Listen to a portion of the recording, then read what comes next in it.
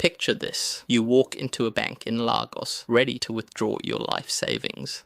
The teller smiles, processes your request, but instead of handing you Naira, they slide an envelope across the counter. Inside is a boarding pass to London and a note that reads, "Your money is waiting for you there." Sounds absurd, right? Yet this is essentially what happens to Nigeria's wealth every single day, except on a scale so massive it defies comprehension. Nigeria stands as one of the richest nations on earth, not potentially rich, not theoretically wealthy, actually genuinely mind-boggling rich right now. We're talking about a country sitting on over 37 billion barrels of proven oil reserves, a nation blessed with more than 200 trillion cubic feet of natural gas, a land holding deposits of gold, lithium, zinc, and dozens of other minerals that power our modern world, 70 million hectares of fertile soil capable of feeding entire continents. So here's the question that should keep you awake at night. If Nigeria possesses this staggering wealth, why does half its population live in poverty? Why does a nation that could fuel the world struggle to keep its own lights on? The answer isn't corruption, though that plays a part. It isn't poor leadership, though that's a factor. The real answer is far more sinister and systematic than anything you've been told. Nigeria isn't poor. Nigeria is being robbed, and the thieves wear three-piece suits, carry briefcases instead of machetes, and operate from glass towers in London, New York, and Zurich. This is the story of the secret empire that never truly granted Nigeria independence, an empire that learned to extract wealth without the messy business of planting flags or governing territories. Let me take you back to where this all began, because understanding today's theft requires knowing yesterday's blueprint. The year was 1879. A British merchant named George Goldie had a vision, not a vision of bringing civilization to Africa, as the history books like to claim, a vision of pure, unadulterated profit. He formed the United African Company with one goal in mind: complete monopolization of palm oil trade along the Niger River. Palm oil wasn't just any commodity. British factories were screaming for it as an industrial lubricant. Goldie saw dollar signs, or rather pound signs, dancing before his eyes. But here's where the story gets interesting.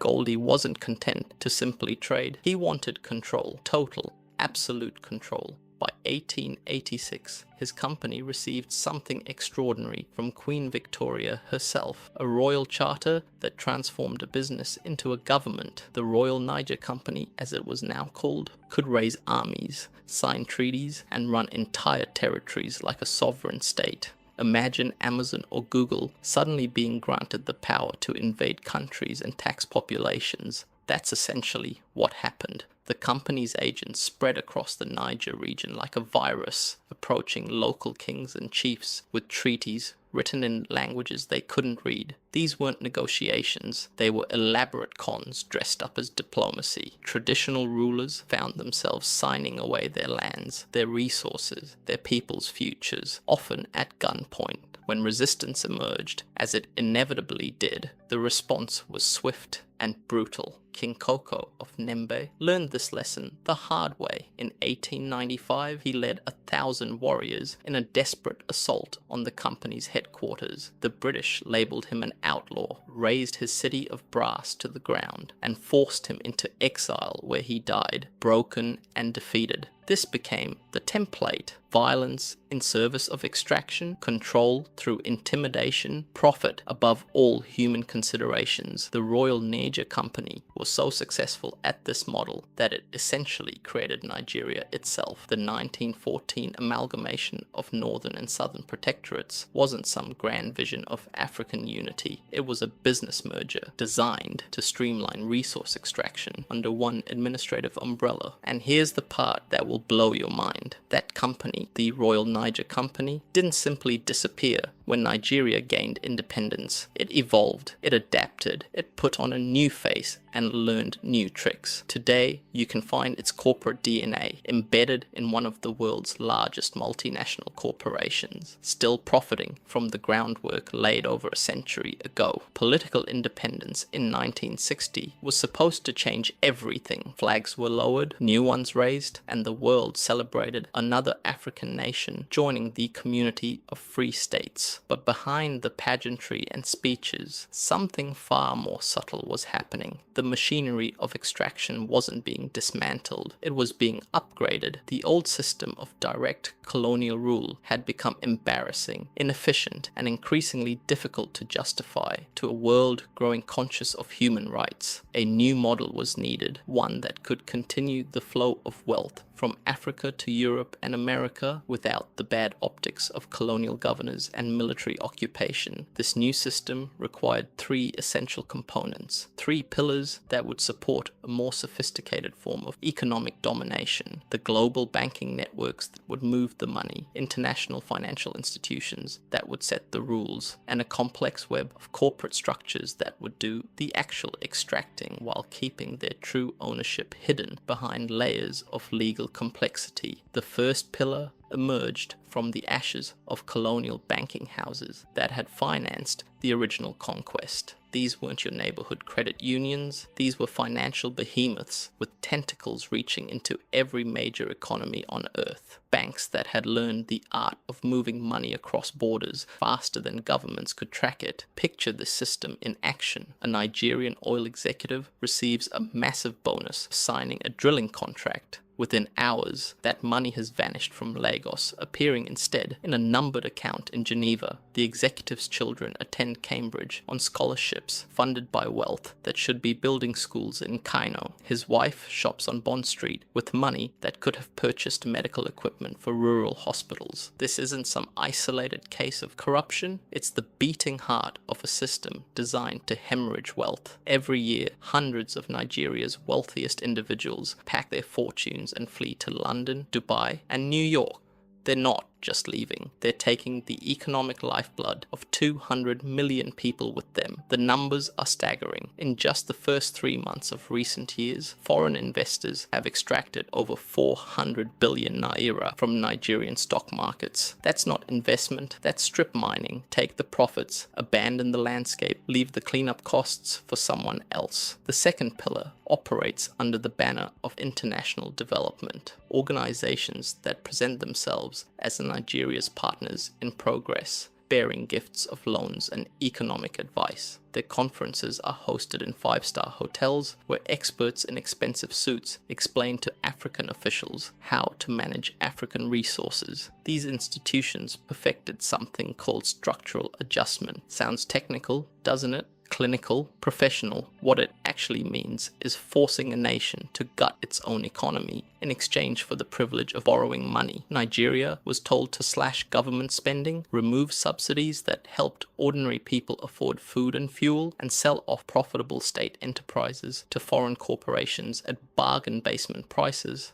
The results were catastrophic. Local industries that had employed millions collapsed overnight, unable to compete with the tsunami of cheap foreign imports. Factories that had manufactured textiles, processed foods, and assembled goods shuttered their doors permanently. The workers who lost their jobs, they became the statistics that international observers would later point to as evidence of Nigeria's inherent dysfunction. Meanwhile, the assets sold during privatization ended up in the portfolios of multinational corporations at prices so low they bordered on theft. Imagine selling a Rolls-Royce for the price of a bicycle, and you begin to understand the scale of this organized plunder. The third pillar operates in the shadows of corporate complexity. Shell companies nested inside holding companies registered in tax havens that exist primarily on paper. A oil drilling operation in the Niger Delta might be owned by a company registered in the British Virgin Islands, which is owned by another company in Luxembourg, which is ultimately controlled by shareholders in New York. This labyrinth serves one purpose: obscuring the flow of wealth and minimizing tax obligations to the countries where value is actually created. A barrel of oil extracted from Nigerian soil might be sold at an artificially low price to a subsidiary company,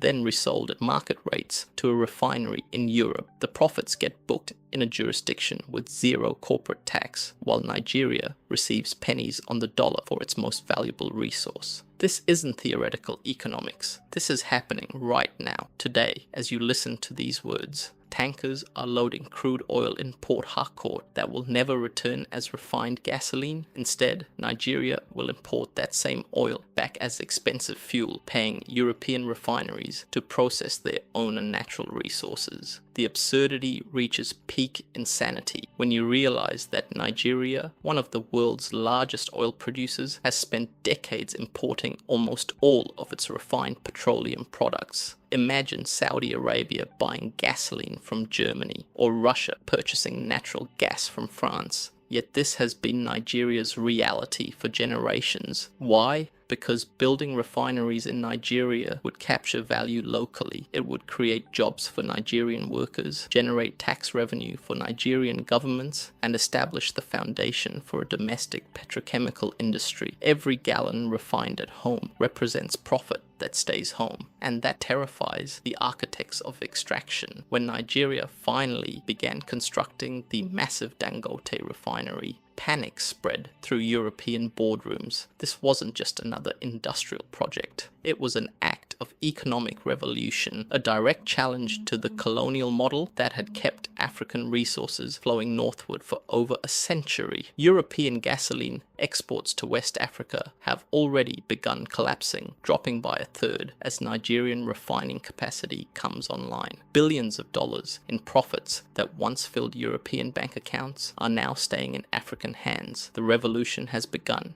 and it's being measured in barrels per day. The empire that carved Nigeria from palm oil profits never truly left. It simply learned to dress differently. Where once British gunboats enforced extraction, now encrypted wire transfers accomplish the same goal with mathematical precision. The Royal Niger Company may have changed its name, but its appetite remains unchanged. This isn't just Nigeria's story. Across Africa, from the copper mines of Zambia to the diamond fields of Botswana, the same machinery hums quietly in the background. Resource-rich nations kept perpetually dependent, their wealth vacuumed into offshore accounts, while their people are told they live in poverty. But something is shifting. The Dangote refinery represents more than industrial capacity. It's proof that the old system can be challenged. When Nigerians process their own oil, mill their own cassava, and refine their own minerals, the colonial equation breaks down. Value stays home. Jobs multiply. Real wealth accumulates where it was created. The secret empire's greatest weapon was never military force. It was the illusion that this system was natural, inevitable, unchangeable. That illusion is cracking. Every locally built factory, every processed export, every naira kept in Nigerian banks is a small revolution against centuries of organized theft. Nigeria isn't poor. Nigeria has been systematically plundered, but awareness is the first step toward breaking chains that were always invisible. The age of extraction built on lies is ending. The age of African prosperity is just beginning. Now you know the truth. The secret empire thrives on your silence. If this opened your eyes, hit that subscribe button, share this video before they bury it in the algorithm, because every view is an act of resistance. And if you think Nigeria's story is shocking, I've exposed how the same machinery stripped India bare to build Britain's golden age. The dark money that funded their industrial revolution, their universities, their entire modern economy, all of it stolen. Same thieves, different continent. The revolution starts with a click. Make it count.